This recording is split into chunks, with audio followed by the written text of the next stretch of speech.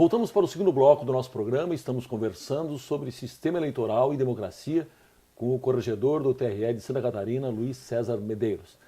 Muito bem, desembargador, o ministro-chefe da Secretaria-Geral da Presidência da República, Gilberto Carvalho, há alguns meses ele defendeu uma reforma política que enfrente questões táticas como o que ele chama de maldito financiamento privado de campanha. Essas são as palavras dele. Para ele, a legislação eleitoral também, entre aspas, é a mãe da corrupção e é onde tudo começa. Bom, o financiamento público das campanhas seria uma solução ou continuaria difícil de controlar do ponto de vista da Justiça Eleitoral? Eu entendo, e é uma opinião particular e também com uma experiência que a Justiça Eleitoral, nesse ano de presidência que eu tive, agora na Corregedoria estou tendo, o financiamento público não resolveria toda a situação. Poderia ajudar, mas não resolveria. Por quê? Porque ainda continuaria a situação daquele que receberia a verba pública e mais aquilo que ele conseguiria de doação das empresas ou das pessoas que se dispusessem a contribuir com ele. E essa doação à margem seria uma espécie de um caixa 2 da campanha dele. Então eu volto àquilo que eu disse, nós temos que ter um sistema de controle muito efetivo. E com relação à legislação eleitoral, eu discordo do ministro, na verdade a legislação eleitoral, ela não dá margem à corrupção, ela evita a corrupção. Ela evita a corrupção. Então quando se falou muito que a Justiça Eleitoral estava judicializando a política, e eu sempre disse isso e continuo repetindo, a política não está sendo judicializada. O que está sendo feito é aplicada aos políticos a legislação eleitoral de forma como ela deve ser aplicada. Então eu reclamava há pouco, digo, nós não estamos com leis eleitorais que propiciam a corrupção. Nós estamos com leis eleitorais que impedem a corrupção e precisamos de mais uma manancial para ajudar ainda mais nesse combate. Né? Então eu penso que o financiamento público pode ajudar sim muito, mas ainda nós teríamos que ter um sistema de controle bastante efetivo dessas doações ou dessas contribuições que poderiam constituir o verdadeiro caixa 2, não das empresas, mas o caixa 2 que viria de um caixa 2 das empresas para o caixa 2 da própria campanha. Tá certo. Bom, muito se fala da necessidade dessa reforma política, não necessariamente a que quer o ministro Gilberto Carvalho, mas essa reforma parece ainda, digamos assim, do ponto de vista ou do prisma do eleitor, do cidadão comum, parece ainda tão distante. Se o senhor, como membro da Justiça Eleitoral, pudesse opinar, o senhor já falou um pouco sobre isso, mas eu gostaria que o senhor desse mais algumas sugestões para essa reforma. Além desses aspectos que eu relacionei, direcionado à campanha, propriamente dito, financiamento da campanha, nós precisaríamos de uma reestruturação política. É impensável num país como o Brasil, ou em qualquer país, um número de partidos como nós temos. Sim. Então o que nós observamos? O que nós da Justiça Eleitoral observamos?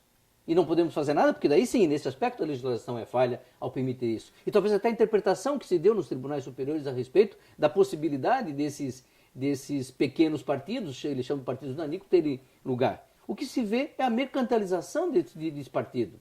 A troca de favoritismos, etc., pelo espaço, pelo partido e pelo espaço, pelo minuto, pelo segundo, que ele dá na televisão, que é muito importante para o candidato, né? E os aspectos ideológicos, eles se fragilizam, eles se fragmentam, e não há o próprio eleitor, ele perde a direção. Então ele perde aquele sentido de dizer qual é o partido que tem a visão, o caminho, a diretriz ideológica, ou se não quiser falar em ideologia, que diz que é uma coisa ultrapassada, mas o pensamento do que é melhor, como fazer melhor pelo país, como fazer melhor pelo Estado, como fazer melhor pelo município, o que esse partido tem. Então é ele que eu vou seguir. Mas não tem isso, não tem mais hoje. Então a reforma política passa primeiro por esse aspecto para a diminuição desse número de partidos, para a fidelização partidária, que o STF deu uma contribuição muito grande, mas vamos colocar isso na lei com critérios objetivos, da possibilidade efetivamente de mudança ou não de partido, em que condições isso pode se dar. A questão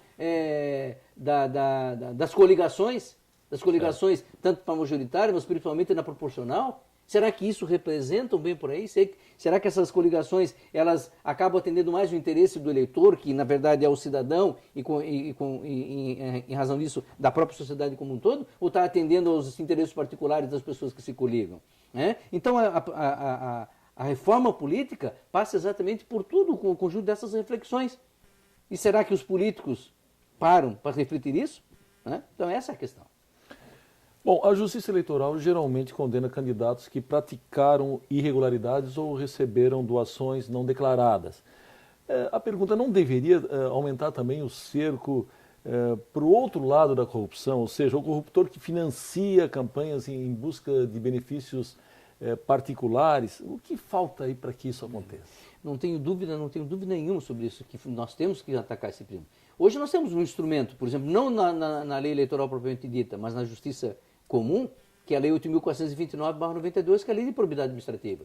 Sim. Então, nós podemos cercar esse financiador, né, ilegal através desse diploma. Mas na própria legislação eleitoral existem algumas providências que podem ser tomadas. E quando a gente encontra vestígio, indícios de que isso tenha ocorrido, a lei tem sido aplicada. Tanto que existe um convênio do TSE com a Receita Federal que faz o cruzamento de dados para saber se a pessoa doou mais ou menos, né, mais do que aquilo que é permitido por lei. Então isso é remetido para os TREs, e os TREs encaminham o Ministério Público tomar as providências devidas. Então as empresas acabam sendo. Mas essa é a parte visível. O problema que nós estamos aqui é a parte invisível, né? Então, quando nós conseguimos identificar aquela parte invisível que fez doação para campanha de forma irregular, aí nós tomamos providência. O problema é exatamente detectar essa parte invisível. Mas concordo plenamente, nós temos, sempre atrás de um corrompido tem um corruptor.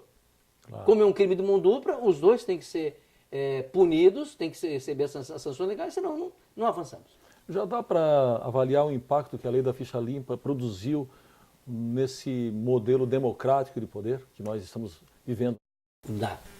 Muito embora toda a incredulidade até da própria classe política a respeito da efetividade da lei da ficha limpa, tivemos aquele senão em 2010 em que o Supremo disse que não se aplicava para aquela eleição, mas depois tivemos o julgamento da constitucionalidade da lei da ficha limpa. A lei é constitucional e ela é aplicável até fatos pretéritos, né? E foi com essa diretriz que o nosso tribunal trabalhou e aplicou.